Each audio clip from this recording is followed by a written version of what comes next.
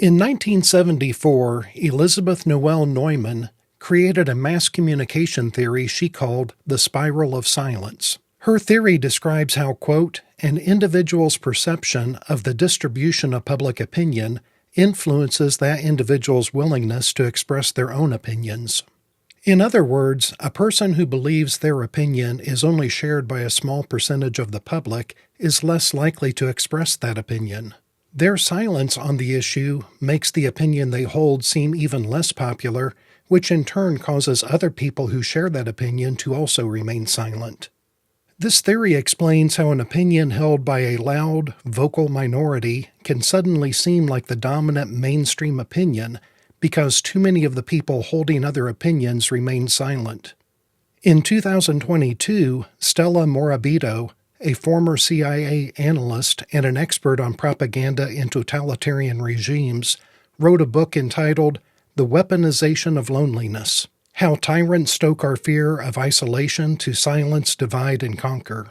In this video, I'm going to connect the dots between these ideas and the constant assault on our Fourth Amendment right to privacy and our First Amendment right to free speech. I will also explain why privacy and free speech are two sides of the same coin. I am Dr. John Padfield, an engineer turned state representative turned business professor, and this is Business Reform, where we discuss issues at the intersection of business, technology, and society. The views I express on this channel are my own and do not represent the views of any employer, past or present. We have all heard the old expression, knowledge is power. That expression traces its roots back over 400 years to Sir Francis Bacon's book, Sacred Meditations, which he wrote in 1597. But what exactly is knowledge? As I teach in my graduate data analytics class, there is a hierarchy to knowledge. At the base of the pyramid is raw data, such as facts and figures. Think of raw data as gold ore being mined from an open-pit gold mine. Depending on the mine, anywhere from 30 to 250 tons of rock and ore have to be moved or processed to produce a single ounce of gold. This is a pretty good analogy, and it's why we often refer to collecting data as data mining. An example of a single data point might be a license plate number recorded by an automated license plate reader on a certain road on a certain day and time. The next layer of the pyramid is information, which consists of processed data. The processing of data is analogous to the refining process that extracts gold from all the other materials it was originally mixed with when it was still in the ground. An example of information might be combining that license plate number with a police report and records from the Department of Motor Vehicles to determine John Smith's car was recorded driving 1 block away from a Tesla dealership just 1 minute after someone destroyed several Teslas sitting in the parking lot. While this alone is not proof that John Smith committed the crime, it would probably be enough to put him on a short list of suspects. The top layer of the pyramid is knowledge, which is applied information. This often means the insights we draw from the information we have, and just like gold has tremendous value, so does knowledge and the information and data that went into that knowledge. That is why big tech, hackers, and data traffickers are constantly violating our privacy and collecting as much of our personal data as they possibly can. This is a scene from one of my all-time favorite movies, Sneakers, which was released in 1992. There's a war out there, old friend. A world war. And it's not about who's got the most bullets. It's about who controls the information. What we see and hear, how we work, what we think. It's all about the information. Clear back in 1992, 33 years ago, the writers of Sneakers knew the future was all about who controls the information. But those writers weren't the only ones who knew this, and they weren't even the first to point it out. Matt Groening, the creator of The Simpsons, wrote a cartoon strip from 1977 to 2012 called Life in Hell. In a single-panel cartoon he drew and published in 1991, Groening depicted Bongo, a one-eared rabbit, tied to a chair in a detention cell, being asked by an unidentified person outside the cell, "How can we have a unified country if you don't believe what we tell you?" That cartoon mocks the idea that it's okay for people in positions of authority to lie to us, and we should believe their lies because unity is more important than truth.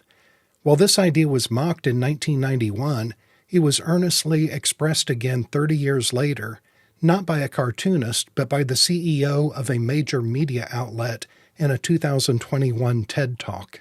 For our most tricky disagreements, seeking the truth and seeking to convince others of the truth might not be the right place to start. In fact, our reverence for the truth might be a distraction that's getting in the way of finding common ground and getting things done. As always, I have put links to all of my sources in the description of this video.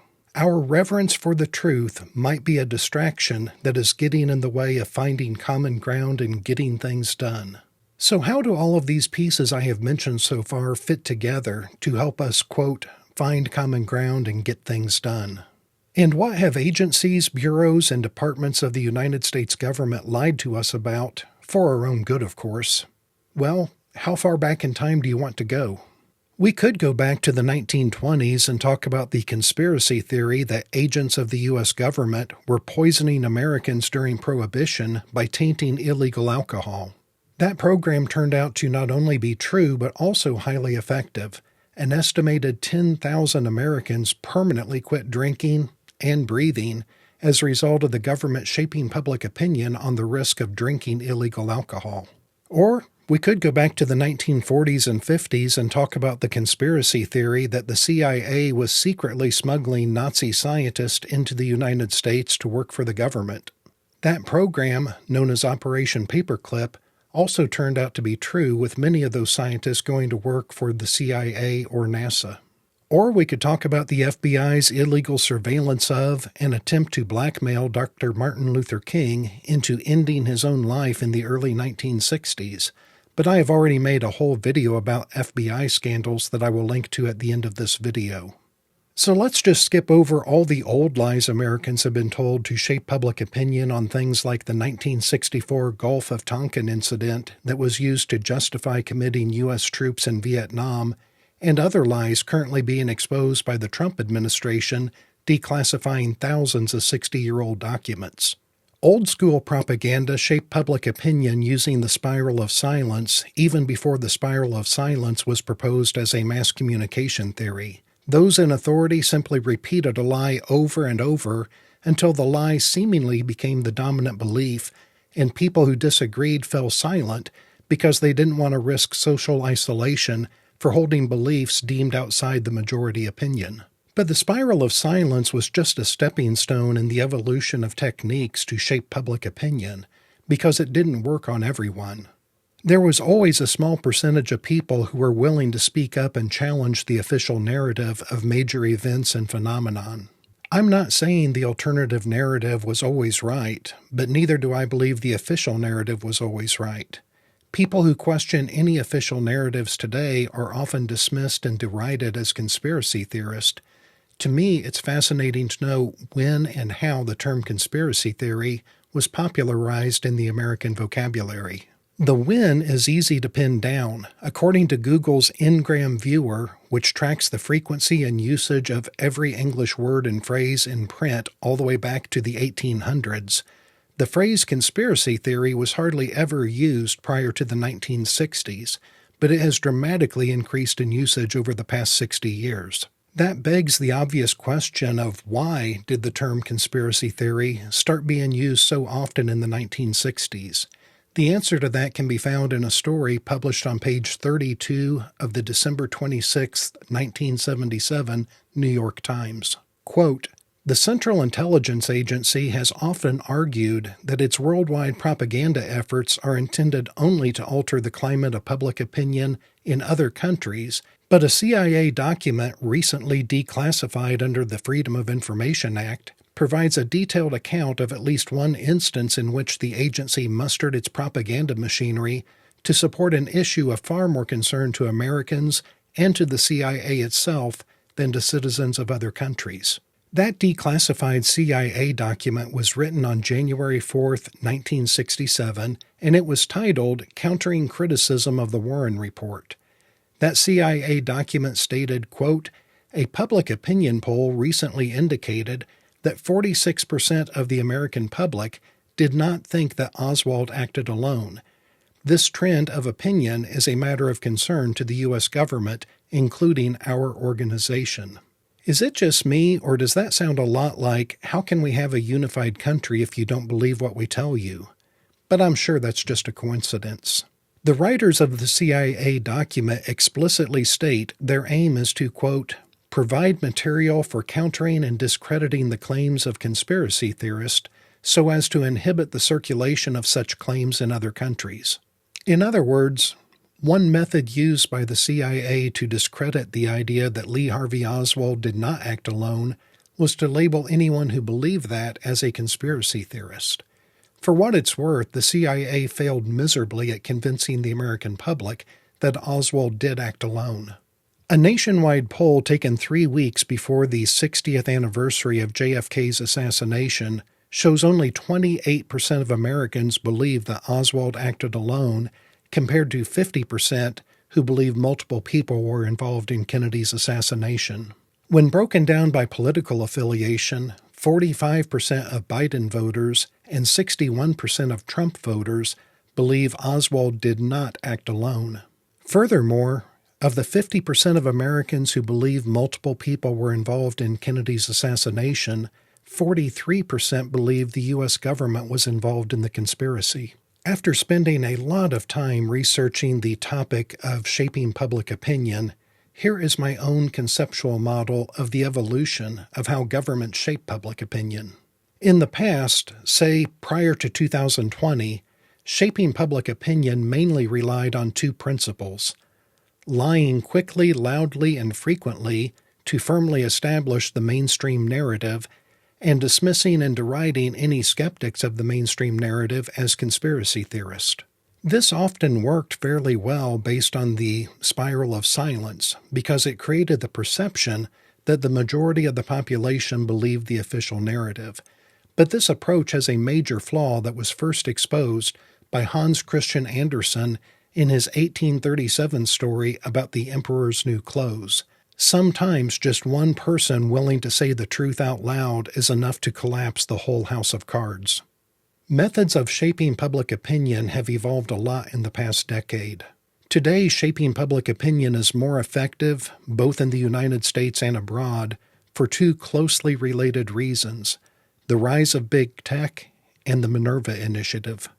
I discussed the Minerva Initiative at length in a video I made a couple of years ago about the unethical psychological experiments Facebook performed on their users that they documented in a National Academy of Science journal article in June 2014. I will post a link to that video in the description of this video. The short version is that in 2008, President George W. Bush's Secretary of Defense, Robert Gates, created a Department of Defense-sponsored, university-based social science research program called the Minerva Initiative. That program had a stated goal of, quote, improving the DoD's basic understanding of the social, cultural, behavioral, and political forces that shape regions of the world of strategic importance to the United States. Minerva is the Roman goddess of wisdom and war. I have Minerva's Greek counterpart, Athena, on the desk over my left shoulder. Between 2008 and 2024, the Minerva Initiative spent an estimated $333 million to fund over 70 grants to research topics such as social cohesion, disinformation, and cultural dynamics. In 2014, the Minerva Initiative funded academic research on, quote, belief formulation and emotional contagion, along with several similar topics all related to belief propagation and movements for change. Emotional contagion is defined as a phenomenon of automatic adoption of the emotional state of another person. This goes beyond just shaping public opinion by lying and discrediting dissenting views. Coupling emotional contagion to propaganda spreads the official narrative farther, faster, and deeper by manipulating people's emotions with fear and outrage. In other words, social media was already viewed by the Department of Defense as a new battlefield clear back in 2008. There's a war out there, old friend. A world war. And it's not about who's got the most bullets. It's about who controls the information. What we see and hear, how we work, what we think. It's all about the information. With the rise of big tech, governments can now ask or coerce big tech to curate search results for certain topics to either promote or bury certain information. An August 2021 article published by the Australian Broadcasting Company claims to show experimental evidence that Google has curated topics such as COVID and elections, but they have not been transparent about how they make their choices related to curation. Social media companies can also censor anything they label as misinformation or disinformation, either on their own or at the government's request. By August 2021, Facebook claims it had already deleted 20 million posts related to the pandemic and added, quote, information labels to another 190 million COVID-related posts. Some of these deleted posts questioned where are the studies that support mask mandates, social distancing orders, and state-imposed lockdown orders. People were being arrested for going outside or for being part of a, quote, non-essential gathering. Others questioned the validity of the science that required everyone to observe 6-foot social distancing orders unless they were protesting, because apparently that virus spread much more easily in churches and small businesses and backyard barbecues than it did in massive crowds. But one of the worst parts of the way public opinion was shaped in this case was the way emotional contagion was used to spread fear and anxiety to increase compliance with mandates. Governments in several cities and states set up snitch lines so neighbors could report neighbors for having company at their homes during lockdowns, and police would be sent out to break up birthday parties and backyard barbecues.